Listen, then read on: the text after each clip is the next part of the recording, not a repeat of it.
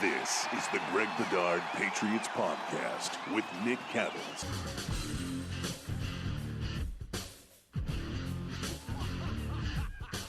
Everybody, welcome to the Greg Bedard Patriots Podcast.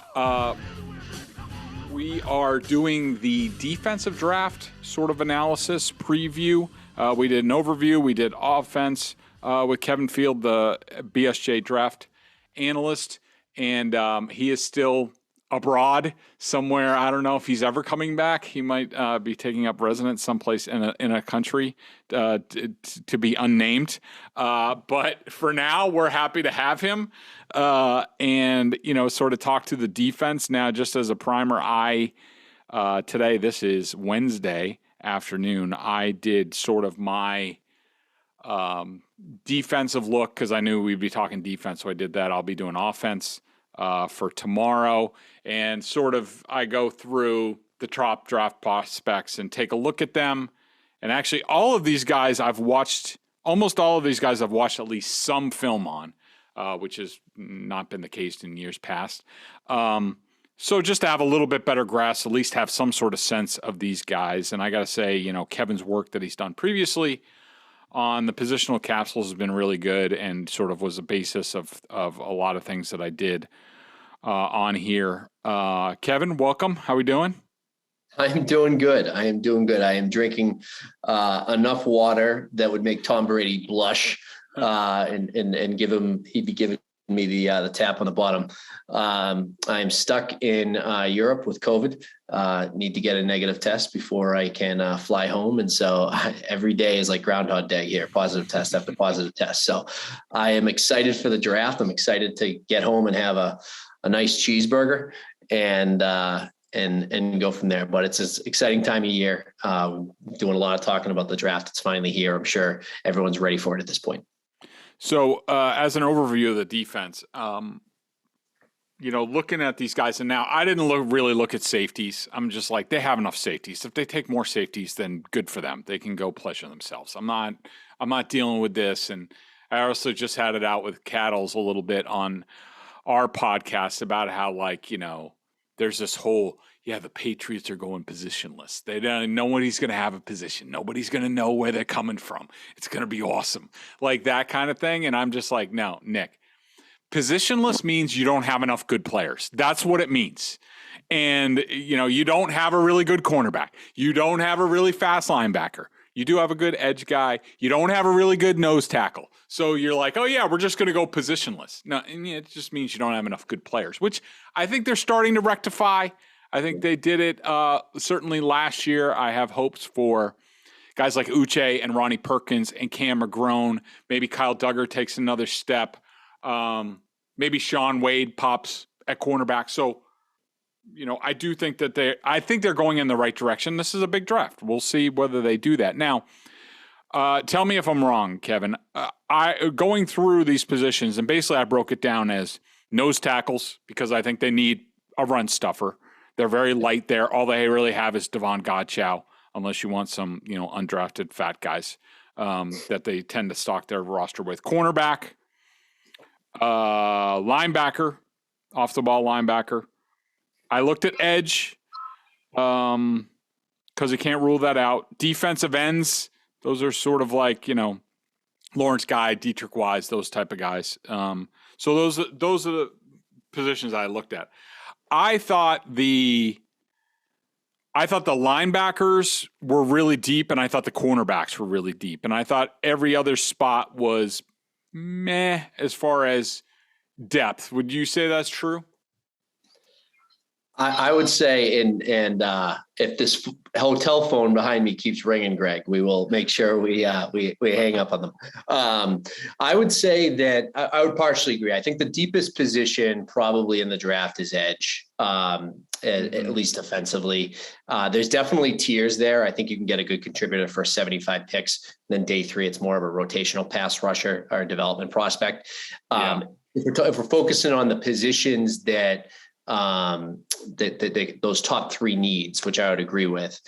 Interior D-line, you got to get one of those guys probably first 3 rounds, maybe the first half of the 3rd day, top of the 4th round.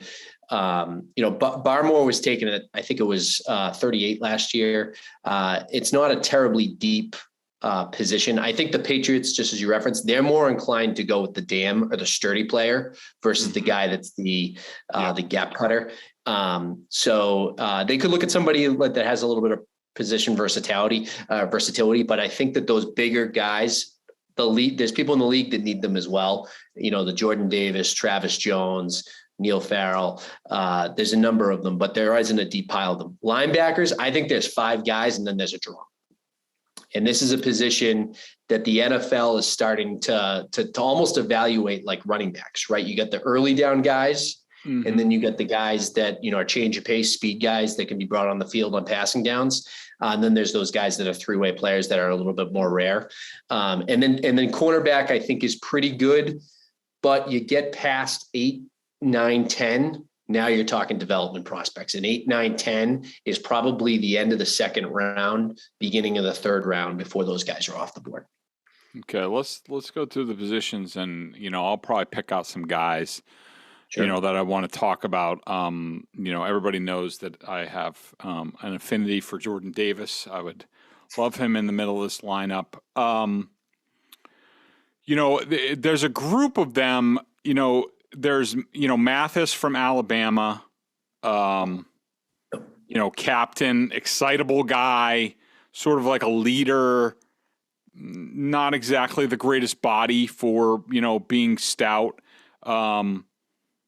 Farrell, another bad body type of guy in the middle that I think, if he wants to become a pro and, be on the NFL training table, then I think he's got a chance to be, pretty decent. And I also liked Ogbonnia from UCLA. Big, strong guy. Do you think Mathis can play the nose in this defense? I don't know if he's a true nose. He's like 6'4", 315. I think he's a really good, strong, like 3-4 technique. Yeah. And I think they could move him around. He had some pass rushing. I think he had like 9 sacks last year. He does play pretty sturdy. I think I used the reference in one of his write-ups that he does a good job staying in the chair, not getting tipped over, taking on double teams. But to play a true nose, he might have to add weight to candidly play a true nose. I did talk to him down the Senior Bowl. He says, I feel like I'd fit in really well with the Patriots system. I know what goes on up there. It's very similar to our system down in Alabama. And I talked to all those guys, Barno, Mack, et cetera. So he's like, I'd love to be drafted by the Patriots. I don't look at him as a true nose, though, like I would Jordan Davis or Travis Jones or Ogbonnia or one of those guys. Would you say Ogbonnia is a true nose? He's going to be that's why, from my mind, he's a 5th or 6th rounder. Yeah, he's got the weight for a true nose. He's got some athleticism. I don't know if he's a total anchor. Like Neil Farrell is a guy that's going to stay. He's a fire hydrant, and Travis Jones is a fire hydrant. Those are those guys that they're right over the football when the huddle breaks and they're not moving. And so I don't know if Otito is that guy, the kid from UCLA. He could be, and they might draft him that way. And it gets down to the later rounds and they don't have one, it would be a good pick. Yeah. But I don't know if I see him that way. I think he's a little bit more athletic than that, and a little bit less sturdy.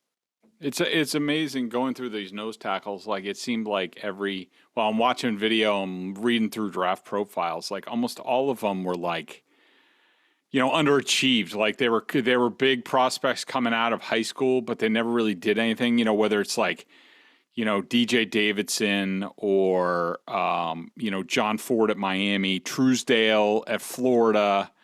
I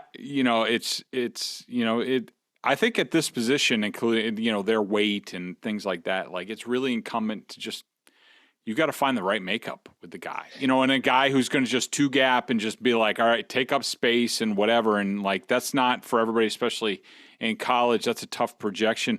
Did you take a look at the Noah Elliss kid from Idaho? He was pretty intriguing to me when I was watching him. I do like Noah Elliss. I like him better than McCall. The kid from Kentucky and some of the other ones that you start to get into that territory. I do think Elliss will actually chance he could get drafted. He was at Mississippi State. He transferred. His father played in the NFL for 10 years. He's a power and size guy. He's not going to offer much than that, but that's right. Part of what we're talking about is you're actually not asking for any more than that. That's what you're asking those guys to be. And some of the other guys, try to use their athleticism to go after the passer or get to the football. You're asking him to take up blocks. So, his brother, I think, played in the NFL for a couple of years as well. So he comes from a family that has some NFL talent. He's 6'4", like 350. So he is the body that would fit in the middle.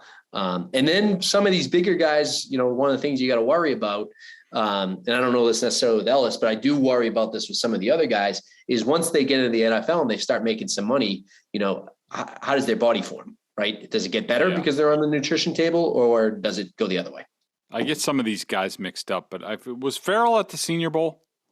Farrell was at the Senior Bowl. Farrell was there was some guy, I think it was Farrell, who I was watching him and most of us don't think anything of it, but I remember sitting next to, at the time, John Dorsey, who was the Packers. I think he was assistant GM there under Ted Thompson, and we were just sitting in the end zone watching one-on-ones one practice, and he asked me, I forget which prospect it was, and he was like, does this guy look like he has knock knees to you? And I hadn't really, thought about it, sort of inward facing knees or bending knees. And I was like, yeah, I think he does. And they ended up taking him off the board or something like that.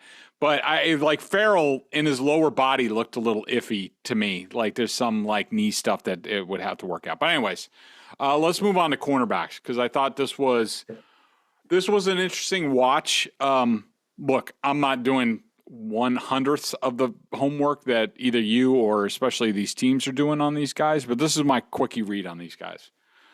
I love Stingley's film, especially the early stuff. Elite traits. I mean, yes, Sauce Gardner's by far the best in this class, but Stingley, when he's right, if he's healthy, all that crap, absurdly talented, like a number one lockdown corner. Booth, I really liked Booth. I liked his compete. I liked his length. I do think he has some man upside. McDuffie, I wanted to see more. He's small. He's safe. I don't know how much upside he has as opposed to Elam from Florida. A lot of upside with him, can do a lot of things, really good traits. Really liked Armour Davis from Alabama. I think he's going to go higher than people are talking about. If I'm the Patriots, that's sort of my guy in the second round or third round if you think he's going to last that long. Dax Hill from Michigan. Good football player, can play anywhere. Where's his full time? I mean, I think for too long, this positionless stuff. Yeah, let's take a guy who can play a lot of different positions. Yeah. Well, do you have a good player to lock somebody down? Can he beat the guy in front of him at a certain spot? Don't lose sight of that. Liked McCreary a lot. Did a nice job against Mechie in their matchups. Kyler Gordon, I've heard his name a lot. A little underwhelmed by him. Sloppy footwork that needs to be developed. Does close very fast. Marcus Jones, holy hell, I wish, put him in a bigger body. I mean, Jesus. And then the other big guy for me is Tariq Woolen, the kid from Texas, San Antonio. I mean, I put on the film and I was like, and I said this on the other pod, so it's going to draw an explicit warning. But I was just like, as soon as I put on the film, within about 10 seconds, I was like, holy shit. Like, look at this guy, 6'4". He ran a 4.26. He flies. He's physical. Like, yeah, he's raw as hell. But how Bill loved Rossai Dowling, Juwan Williams, the bigger cornerbacks said, yeah, he's going to be a matchup issue. He's going to do this and that against them. Yeah, hello, but this is what we're talking about. Those guys couldn't play. Those guys did not. Maybe Dowling, if he was ever healthy, might have had elite traits. This guy if Bill still has, a soft spot or a hard on for these type of guys at cornerback, then Woolen's his guy. Like Woolen has to be salivating over him. So yeah, just what do you think of Woolen and anything that you disagree with on some of my quickies? I don't think there's anything I disagree. I think Stingley is probably the highest upside, maybe the highest upside player in the whole draft. Mm-hmm. And I think there's a better chance that Stingley goes in the top 6 or 7 on draft night than he falls to the Patriots. Much better chance. I agree. Everyone that's been talking about all this stuff. If you're in a draft room, you're feeding information about Stingley in a negative way. But in there, they're salivating over his tape. Sauce Gardner is obviously a little bit of a safer pick because of his his recent track record, but both those guys, that's the top tier. And then you start getting into, McDuffie, Booth, Elam, et cetera, and how they rank those. And if they, as I said on the first podcast, if they go one of those guys 21, then I think you got to have some confidence that they feel good about them. So given the need, I think I'd feel good about that, but they're not without their flaws. I picked in the mock McCrary in the second round. I love the way that the kid competes. His arms are a little shorter. If they were longer and he'd be a first round pick. I think it's as simple as that. I put him in McDuffie kind of, McDuffie 1 and then him 1A. Yeah. Tariq, former wide receiver, the kid's like almost 6'4", and like 205. He carries it well, being that tall.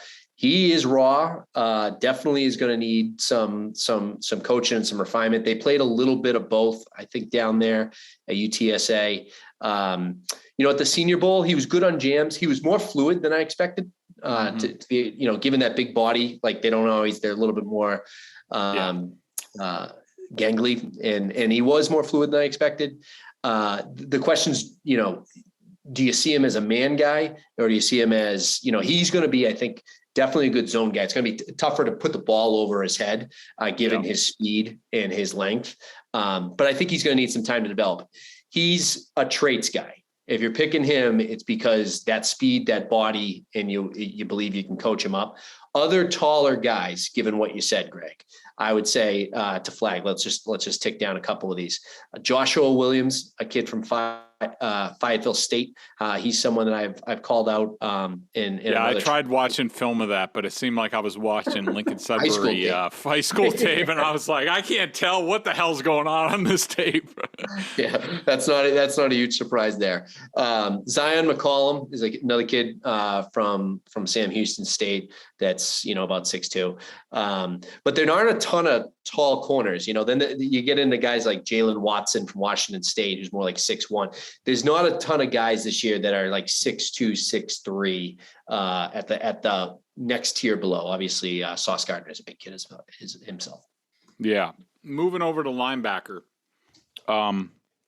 The more I watch of Devin Lloyd, the more I love him, and I think there's no chance he's getting to the Patriots, but I could be wrong. I hope he does. To me, and I don't care what the testing numbers say, and this was always the problem, with Jamie Collins, because I heard this in one of the comments, like one of the members is saying like, well, look at Jamie Collins' workout numbers compared to Devin Lloyd. Yeah, but the problem is that Jamie Collins, look, talented, made plays at times, just not a football player. Like, he just wasn't. He didn't have instincts. He never really developed instincts. He was sort of see, hit, I'll run, I'll get him. Okay. But wasn't a football player. And I mean that in the best way possible. I hope people understand what I'm saying in terms of, there's some guys that just know how to play the game. Like, it's almost in their blood. That just wasn't the case with Jamie Collins. Devin Lloyd, I think, is a better Jamie Collins. He's athletic. He's smart. He's a leader. He has instincts. He knows how to play. Would love him. I liked Christian Harris more than like Quay Walker and Tindall. I watched. These are four. Let me just go through the guys I liked. Quay Walker, and there's been a lot of talk, including there's some Twitter thing today about he's not getting past the Patriots. Yes, probably because of his physical profile, 6'3.5", like 242. You know, I don't know. I don't see the instincts. Do you see that? I mean, I watched it and I'm just like, all right, he looks good, like similar to Jamie Collins. He looks the part. He looks good. But when it comes to actually playing the position, I was like, he seems a step slow on everything. Yeah. So this is what I wrote about Quay is in my notes. He started every game, played well, very well against Florida, Kentucky. He flashes at times, but he's going to make some mental mistakes while freelancing. Difficult evaluation with all the talent around him. You're going to see a GM fall in love with him because his intangibles, huge wingspan, huge athleticism. Yeah. The thinking is going to be his best football's in front of him and he can play in any scheme, right? Yeah. That's summarized kind of my notes. And that's what we're seeing, right? Yep. Is the same thing you're saying about Tariq Woolen is applying here for Quay Walker, right? Mm-hmm. Is you're betting on those traits a little bit earlier. But he reportedly did well in interviews. He's got good intelligence. But people say like, oh, Quay's such a big kid. And then I heard in those comments, well, Devin Lloyd's not that big, or he's skinny and all that. Devin Lloyd's 4 or 5 pounds lighter and an inch shorter than Quay Walker, right? And he looks skinny, right? They both have the ability to put on some more NFL weight. So totally on board with your Devin Lloyd points. I would also add for the members, Kyle Whittingham, coach of Utah, said Devin Lloyd's watched more tape than any player he's ever had come through that program. Sounds good to me. And you could tell on the field. I mean, you can tell, like and people have heard me, talk about certain guys like, with the Patriots where I'm just like, I don't know how much film they're watching because they're not picking things up. Like that's how you don't think as much on the field. You just react because you see it and you do it. And whereas other guys who don't study as much, they need to take a couple of steps. All right, what's really going on here? But anyways, liked Muma, a fan. Not a whole lot of upside, but I think he's polished and he could play right away. Let's talk about Troy Andersen for a second. Oh, yeah. Because I don't know how much you wrote on him. I think you did mention him at some point as, I would consider him here. I mean, started at quarterback, running back, linebacker. Like he's 6'3.5", 243, ran a 4.42. Like, I don't know. I mean, I was excited watching him and like just thinking about Bill Belichick losing his mind over a guy like this. I was just like, why aren't we talking about this guy more? Yeah, I think so. First off, a couple other things that people might not know about him. He won, state championship in 3 different sports in high school. One of the things the Patriots like in most of the big programs like Saban and these big college programs, they love kids to play multiple sports. That leads to competitiveness. He ran a 10.8 in high school in the 100. So the kid's fast, really fast. He's athletic. He's going to need some refinement. That's obviously a big jump from Montana State. He didn't look out of place. And not being full time at the position. I mean, he's split time. I mean, I've seen some scout comments about like, I wish he had 4 years of playing like linebacker. If he did, he might be a first round candidate. Totally. The challenge is he ran challenge if you're the Patriots. He ran a 4.42, right? Which put him on everybody's radar, right? And probably bumps him up around into probably the second round, where he was probably going to be a third, maybe fourth, because he wasn't necessarily ready. But man, those like athletic traits are rare, and the background's kind of rare in of itself too. So yeah, I like Troy. He's one of my top 5. I have him higher than the kid from Alabama, Christian Harris. I think I wouldn't be surprised if they kind of went in that direction. I think he's a good kid. That's the word from down there. He definitely has top end talent. I think he's more of a kid that you're banking on the best footballs in front of him. Like he had that. Talking about Harris or Andersen? I'm talking about Harris. About Harris. He doesn't like his speed is fast, but he doesn't always play that fast. I think his best fit's going to be in like a react defense that allows him to unlock that athleticism versus, high end, like play recognition. Like I didn't think he was great in coverage. I didn't think he was always great against run fits. Really athletic kid, really talented kid, comes from the program they like. So it wouldn't be a huge surprise if they picked him, but I don't have him higher than some of those, than Andersen, Muma, Quay Walker, etc. Picking up on the linebackers, Channing Tindall, freaking heat-seeking missile.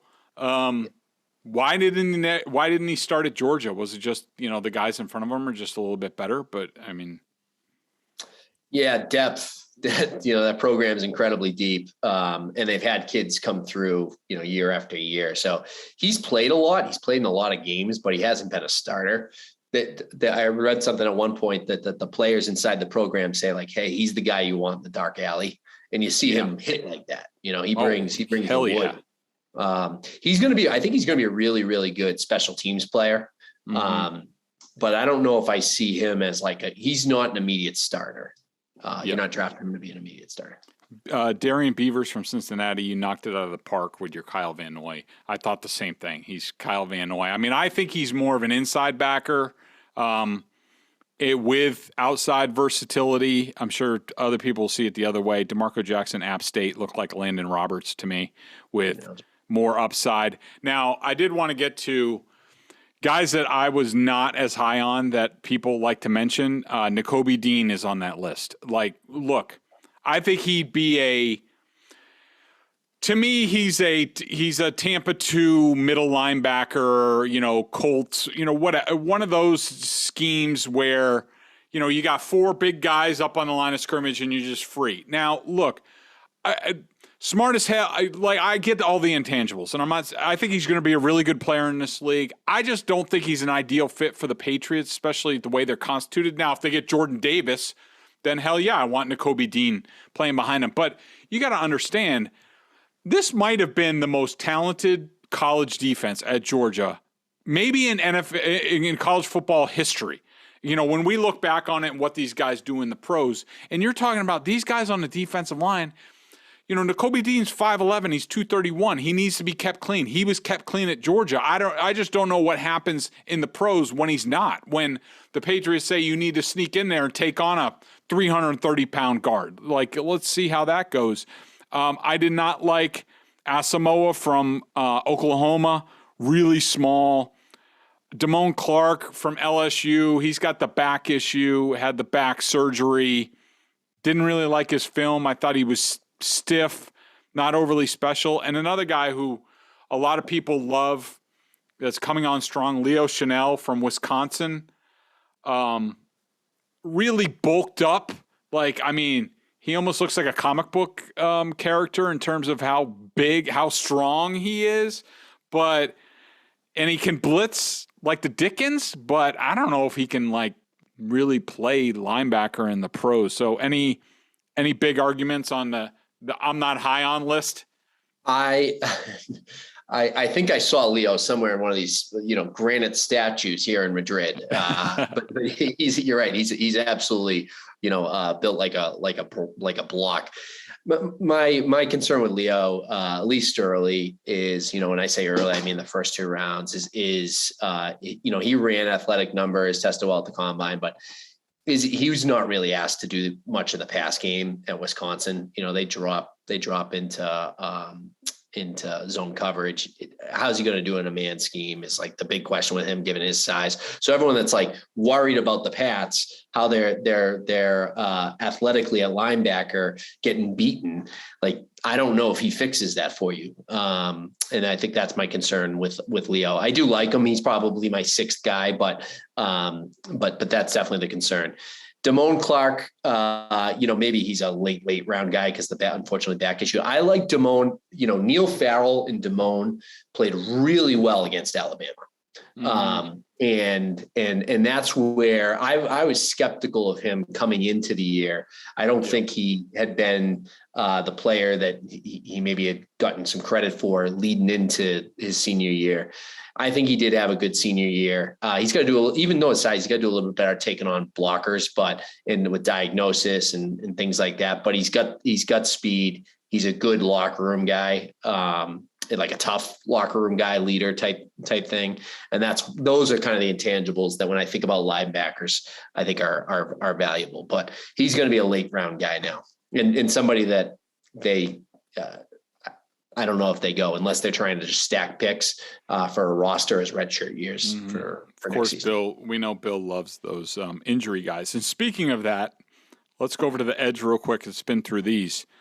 Sure. I love David Ojabo from Michigan. I mean, the ruptured Achilles on the pro day. Somebody's going to benefit that. It might as well be the Patriots. I mean, he is. I think he's a better Chandler Jones. He's better than Chandler Jones when he came out. He's an impact player. You're looking for like a Von Miller-ish type of guy on the edge, tradey, like does everything. Like he's the guy. I was blown away. It had to be on the medical for him. I'm willing to I'll take the first year hit if I have to get the fifth round, maybe at the end of it. That's why I'm big on the Patriots trading down. Get down to the bottom of the first, take a risk on one of these guys, get that fit. Whether it's, that's why I would take Jamison Williams in the first round. Jabo's another guy I would take, who's an injury risk, who I would take in the first round. Other guys who pop for me, I like Drake Jackson. I'm not big on USC guys though. Love Pascal from Kentucky, sort of inside outside guy. Let's see. And tell me about Barno. I haven't heard much about him. I was going through, I watched him, and I was like, he was another guy just like the cornerback, Tariq Woolen. I was like, when I watched this, turn on his film, and I was like, holy crap. So tell me about Barno. I think I put in one of the comments, somebody had asked me about Barno. Testing, you said. And I said, oh God, he tested so well. He was going to be like one of my sleepers. So I haven't called him out a ton of picks, but I do like Barno. I've liked him all season. He led Power 5 in 2020 in tackles for loss. And so he's got a, long frame size. He's thin. He looks thin. And so he's going to have to put on some weight if he's going to play on the edge, or he's got the speed, obviously, to play outside linebacker. But the fastest time in that position since Montez Sweat in the last 20 years, I think he actually was faster than Sweat. Mm-hmm. So he's got some, I think, huge upside. And if you're going later, you're picking guys that you either think can contribute right away in special teams and be good depth pieces, or guys that are going to be upside. One of the things I always get worried about with Barno, guys like Barno, is he's really thin through the legs, which I think sometimes is a red flag. Yep. And so I wouldn't want to go. That's why I said, early, if he's going round 3, that might be a little early for me. But I do like Barno. I also like Drake Jackson. If Drake Jackson went back to school, which is what I expected, he's probably a top 15 pick next year. Yeah. Right. So you're looking at a guy, he played at the wrong weights. He played 270, then he was low, and his tape's kind of off. He's not great against the run. They got to find the right fit for him, but athletically, and he's produced, he's a guy that's another high upside guy. Yeah. Let's real quick, I only got a couple minutes, but I wanted to spin through sort of your Patriots. Your first round mock, just, I want to go over the Patriots pick. Devin Lloyd at 21, completely agree with that. And my mock, he wasn't there, so I went Trevor Penning. I like him. He's sort of, to me, he's the last tackle with really, first round, potential to play left tackle very early in his career. Everybody else, I was not a big fan of Raymond, even though I didn't watch a ton of film on him. I think it's iffy whether he's a starting, a good right tackle.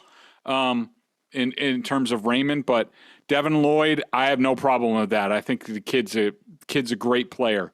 You also had Roger McCreary. I have no problem with that kid. Alante Taylor, damn it, you took a safety. I don't know anything about him, but Wan'Dale Robinson you talked about earlier. Yeah, dude, bring me the slot guys. You mentioned Neil Farrell there. I might also get my run stuffer there. Isaiah Thomas, liked him. Wasn't over the moon for him, but good inside outside guy. You got my guy Ogbonnia.